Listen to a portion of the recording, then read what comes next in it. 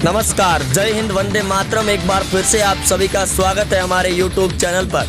वही दोस्तों, बंगाल राज्य से बड़ी खबर सामने आ रही है। बंगाल के राज्यपाल जगदीप धनखड़ ने सीएम ममता बनर्जी के खिलाफ बड़ा मोर्चा खोल दिया है और बड़ा फैसला लेते हुए ममता बनर्जी को बर्खास्त करने के आदेश जारी कर दिए।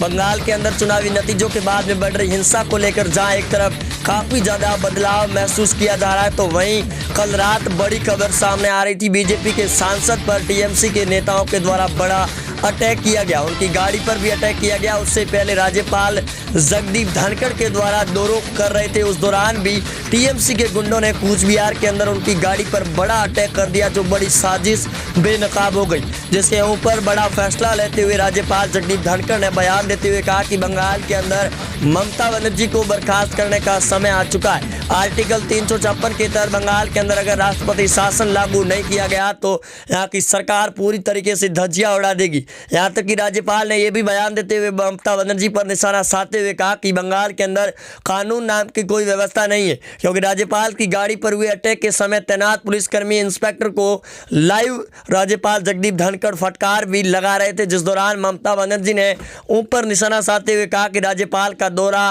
प्रोटोकॉल के लिए उल्लंघन है और उनको जल्द से जल्द दौरा रद्द करना होगा। जिसके बाद में राज्यपाल ने बड़ा पलटवार और कड़ा जवाब देते हुए ममता बनर्जी के खिलाफ में बड़ा फैसला ले लिया। बंगाल के अंदर उनको बर्खास्त करने का और राष्ट्रपति शासन लागू करने की बात सामने आ रही है। ममता बनर्जी जल्द अपना इस्तीफा भी सौंप सकती है राज्यपाल जगदीप धनखड़ को। राज्यपाल जगदीप धनखड़ के असम दौरे के बाद में बौखलाई ममता बनर्जी के नेता लगातार राज्यपाल को बीजेपी का चमचा बताते हुए नजर आ रहे हैं। जिसके बाद में राज्यपाल जगदीप धनखड़ ने अब उन नेताओं के खिलाफ बड़ा एक्शन लेने का फैसला जारी कर दिया, जिसके चलते बीजेपी के नेताओं ने भी राज्यपाल जगदीप धनखड़ के इस फैसले का स्वागत करते हुए कहा कि बंगाल के अंदर ममता बनर्जी की तानाशाही को खत्म करना होगा, अन्यथा लाखों हिंदू लोग सड़कों पर उतर जाएंगे। आरएसएस के नेता और आरएसएस के कार्यकर्ताओं ने भी बयान देते हुए ममता बनर्जी के खिलाफ में बड़ा तांडव और सड़कों पर मोर्चा खोल कर रख दिया है।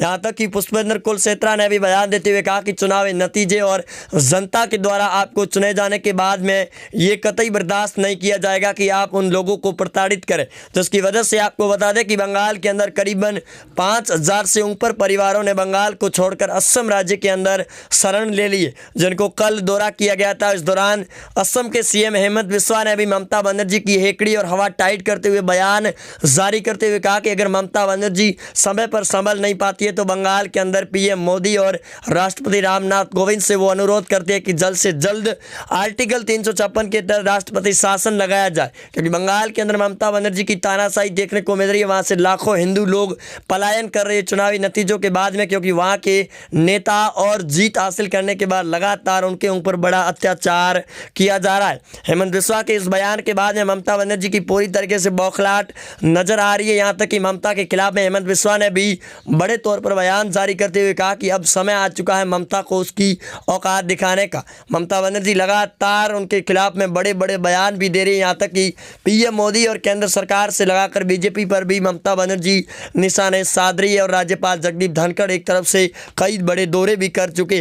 दूसरी ओर राजनीतिक सलाहकार प्रशांत किशोर ने ममता बनर्जी की पोल खोल कर रख दी है, जिसकी वजह से ममता ने अब प्रशांत किशोर को भी बर्खास्त करने का बड़ा फैसला जारी करते हुए कहा कि राजनीतिक सलाहकार प्रशांत किशोर के द्वारा दिए जा रहे दावों के बाद में अब ममता बनर्जी भी बड़ा एक्शन ले सकती है उनके खिलाफ में। प्रशांत किशोर जल्द पश्चिम बंगाल के चुनावी नतीजों के बाद में अब पंजाब के चुनाव में बड़े तौर पर ऐलान करते हुए नजर आ सकते हैं, क्योंकि अब पीएम मोदी और गृह मंत्री अमित शाह ने प्रशांत किशोर की सलाह लेना शुरू कर दिया है। बंगाल की चुनावी जीत के बाद में बढ़ रही हिंसा को लेकर काफ़ी ज़्यादा देशों के अंदर बदलाव दिखाई दे रहा है। यहाँ तक कि ममता बनर्जी के खिलाफ में आवाज़ भी उठाई जा रही है कि जनता ने तो आपको चुना है, लेकिन इसका मतलब ये नहीं है कि आप बंगाल के अंदर कुछ भी करवाए। संविधान का उल्लंघन किया तो राज्यपाल जल्द राष्ट्रपति शासन बंगाल के अंदर लागू करने की बात और सच्चा भी कर चुके हैं, जिसकी वजह से बंगाल के अंदर सियासी राजनीति की घटनाएं देखने को मिल चुकी है। वहीं करीबन 23 बड़े नेताओं की शपथ लेने के बाद में बीजेपी पार्टी के अंदर जाने की खबर सामने भी आ रही है, जिसकी वजह से बीजेपी के नेताओं ने लगातार बयान देने शुरू कर दिए कि ममता के नेता उनके संपर्क में जुड़े हुए जो जल्द ममता बनर्जी के खिलाफ में बड़ा एक्शन भी ले सकते हैं। यहाँ तक कि ममता बनर्जी के खास नेता और फिलहाल बीजेपी के अंदर शामिल हुए नंदीग्राम के विधायक शुभेंदु अधिकारी ने अभी ममता के खिलाफ में बड़ा ऐलान जारी करते हुए कहा कि अब ममता बनर्जी की विधानसभा सदन के अंदर आमने सामने टक्कर होगी उनके साथ में, तब जाकर उनको पता चलेगा कि आखिरकार बंगाल की जनता क्या चाहती है। क्योंकि 217 सीटों पर ममता बनर्जी की पार्टी की जीत और बहुमत हासिल करने के बाद लगातार कांग्रेस ने अपना सुपड़ा साफ कर दिया है, क्योंकि असम राज्य के अंदर कांग्रेस का खाता ना खुलने की वजह से सोनिया गांधी से लगाकर G23 के नेताओं ने भी नाराज़गी जाहिर की है। यहाँ तक कि बंगाल के चुनाव में नतीजे सामने आने के बाद में राहुल गांधी को इतनी ज़्यादा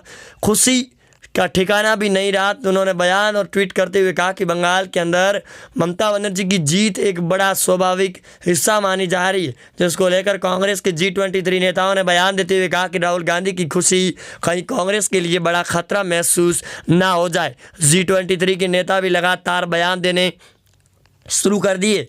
जहाँ एक तरफ आप देख सकते हैं कि असम राज्य के अंदर हेमंत बिस्वा जो पहले कांग्रेस को पार्टी को छोड़कर करीबन 2016 के अंदर बीजेपी पार्टी को ज्वाइन करने के बाद आज 2021 के विधानसभा चुनाव में सीएम बनकर सामने आ चुके हैं। बीजेपी पार्टी के नेताओं ने भी कहा कि उनकी पार्टी में कांग्रेस का नेता आ सकता है, जो अच्छा प्रदर्शन करेगा उसको सबसे ज़्यादा भी सीट मिल सकती है। G23 के 23 बड़े नेताओं के बयान देने के बाद सोनिया गांधी भी बौखलाई हुई नजर आ रही है और इसी वजह से सोनिया गांधी के साथ में कपिल सिब्बल और गुलाम नबी आज़ाद के बयान भी सामने आ चुके कि इन 5 राज्यों के विधानसभा चुनाव में कांग्रेस को मिली करारी हार के बाद में आखिरकार कौन जिम्मेदार है, जिसकी गणना करनी बड़ी ज़रूरी हो चुकी है। अन्यथा कांग्रेस का आने वाले चुनाव के अंदर सुपड़ा साफ और नामो निशान भी मिट सकता है। इस बीच में राज्यपाल जगदीप धनखड़ बंगाल के चुनावी मैदान के हुई हिंसा के दौरे को लेकर भी काफ़ी ज़्यादा बदलाव नज़र आ रहा है। यहाँ तक कि उन्होंने ये भी बयान देते हुए कहा कि जो कुछ हिंसा हो रही है बंगाल के अंदर, इसको लेकर ममता बनर्जी के खिलाफ बर्खास्त का प्रस्ताव भी जल्द लाएंगे और ममता बनर्जी के खिलाफ आर्टिकल 356 के तहत बंगाल में राष्ट्रपति शासन भी लागू किया जाएगा। राज्यपाल जगदीप धनखड़ के इस बयान के बाद में टीएमसी के नेताओं में बड़ा हड़कंप मचा हुआ है। यहाँ तक कि राज्यपाल जगदीप धनखड़ ने 4 बड़े मंत्रियों के खिलाफ सीबीआई जांच की अनुमति